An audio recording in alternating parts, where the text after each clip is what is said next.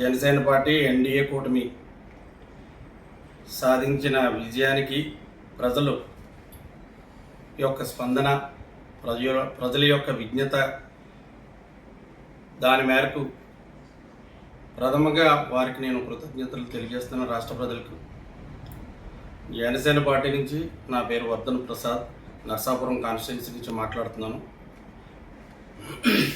ఈ రోజున కొడాలి నాని గారు, పేరున్న నాని గారు నిన్న ప్రెస్ మీట్లో టీడీపీ, జనసేన, బీజేపీ కూటమి నాయకులు, కార్యకర్తలు చాలా దుర్మార్గంగా ఇళ్లపై దాడులు చేస్తున్నారని వారు చెప్పడం జరిగింది. దెయ్యాలు వేదాలు వల్లించినట్టుంది. ఎందుకంటే ఆ సంస్కృతిని తీసుకొచ్చింది ప్రప్రదంగా ఏదైతే జగన్మోహన్ రెడ్డి వైసీపీ నుంచి సీఎం అయిన వెంటనే ప్రజావేదికని మచ్చుతునకగా కూలగొట్టి, కార్యకర్తలారా, నాయకులారా ఈ విధంగా మీరు ప్రవర్తించనని చెప్పి సొసైటీకి ఒక సందేశాన్ని ఇచ్చిన జగన్మోహన్ రెడ్డి, వాళ్ళ యొక్క కార్యకర్తలు, అనుచరులు ఈవేళ ఈ విధంగా మాట్లాడడం చాలా హాస్యాస్పదంగా ఉంది. ఏదైతే పార్టీ వచ్చిన దగ్గర నుంచి ఈవేళ దళితుడిపై దాడులు జరిగినాయి అని చెప్పేసి పేరున్న నాని గారు చెప్తున్నారు. అదే దళితులు ఆ పార్టీకి అండదండలుగా ఉన్న ప్రధాన ఓట్ బ్యాంక్ అయిన దళితుల్ని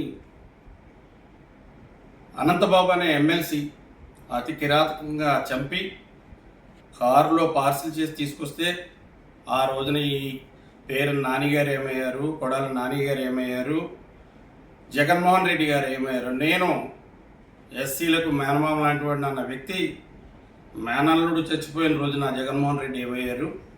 ఈ రోజు వరకు కనీసం ఆయన దానిపై ఒక స్పందన కూడా ఇవ్వలేదు జగన్మోహన్ రెడ్డి గారు. అదేవిధంగా అంత కిరాతకంగా జరిగిన ఆ యొక్క దారుణాన్ని కనీసం ఏదైతే అనంతబాబు ర్యాలీగా పోలీసుల సపోర్ట్తో ఆయన ర్యాలీగా వస్తే దానికి సమర్థించారు. ఈ రోజున మరి ఏ విధంగా వీళ్ళు మాట్లాడుతున్నారో నాకు అర్థం కావట్లా. అదేవిధంగా సుధాకర్ బాబు డాక్టర్ గారు, ఆయన జస్ట్ మాస్కుల గురించి ఆయన అడిగినందుకు అతి కిరాతకంగా కొట్టి ఆయనే చనిపోయేలాగా చేసిన వైసీపీ పార్టీ ఈ రోజున ఏ విధంగా మాట్లాడుతుంది. అదేవిధంగా ఏదైతే ఒక ఎస్సీ దళితుడు ఒక చిన్న కుర్రోడి మీద పెట్రోల్ పోసి అంటించేసిన రోజున కనీసం స్పందించిన ఈ నాయకులు ఈవేళ ఏ విధంగా మాట్లాడుతున్నారో నాకు అర్థం కాదు. అదేవిధంగా ఏదైతే కోడికత్తి సీన్ ఉన్నాడో అది యొక్క జగన్ నాటకం అందరికీ తెలుసు. అతన్ని అడ్డం పెట్టుకుని సీఎం జగన్మోహన్ రెడ్డి సీఎం అవడం జరిగింది. అటువంటి వ్యక్తిని అతి దారుణంగా 5 సంవత్సరాలు రిమాండ్లో ఉంచవలసిన వాడిని 5 సంవత్సరాలు ఖైదీగా చేసి ఆయన్ని అంత ఇబ్బంది పెట్టిన ఆ పార్టీ ఈవేళ ఏ విధంగా మాట్లాడతారో నాకు అర్థం కావట్లా. ఇవన్నీ మర్చిపోయారా? ఈ సంస్కృతికి తీసుకొచ్చింది మీరే.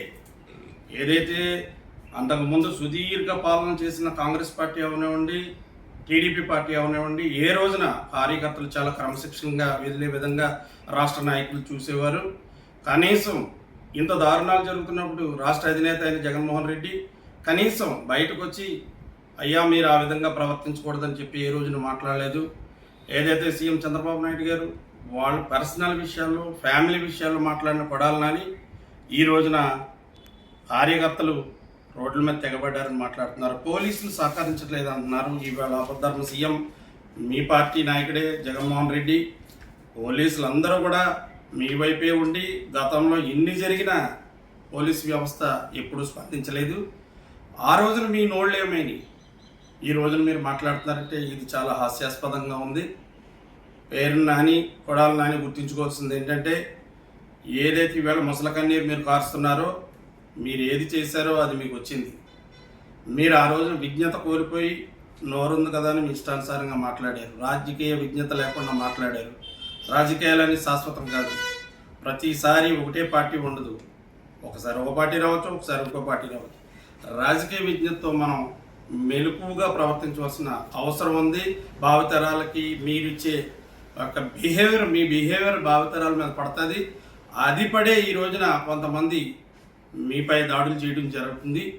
కానీ మా అధినాయకుడు పవన్ కళ్యాణ్ గారు ఆల్రెడీ చెప్పారు, అయ్యా ఎక్కడా కూడా రాజకీయ టైంలోనే మనకి ప్రత్యర్థుల యొక్క ఉంటా తప్ప ఎక్కడా జగన్మోహన్ రెడ్డి గారు కూడా మామూలు మనిషే, మనలాంటి మనిషే, ఎక్కడా కూడా మీరు దాడులకు కానీ దేనికి కానీ పాల్పడొద్దని మా రాజకీయ నాయకుడు, మా అధినేత అయిన పవన్ కళ్యాణ్ గారు రాజకీయంగా తక్కువ అనుభవం ఉన్న విజ్ఞతతో చెప్పారు.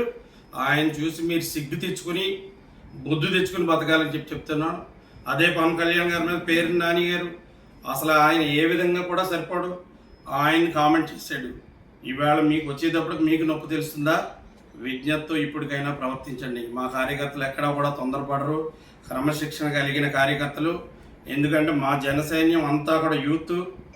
నిజంగా మీ పాలసీలోనే వెళ్ళాలనుకుంటే ఈ రోజున ఏ ఒక్క ఓడిపోయిన ఎమ్మెల్యేలు కానీ మీ కార్యకర్తలు కానీ రోడ్ల మీద తిరగరని మీకు మీడియా పూర్వకంగా తెలియజేస్తున్నాం. దయచేసి ఆ రాంగ్ సంకేతాలు ఇచ్చి మిగతా వారిని రెచ్చగొట్టద్దని కొడాలి నానికి, పేరు నానికి మీడియా పూర్వకంగా నేను తెలియజేసుకుంటూ సెలవు తీసుకుంటాను.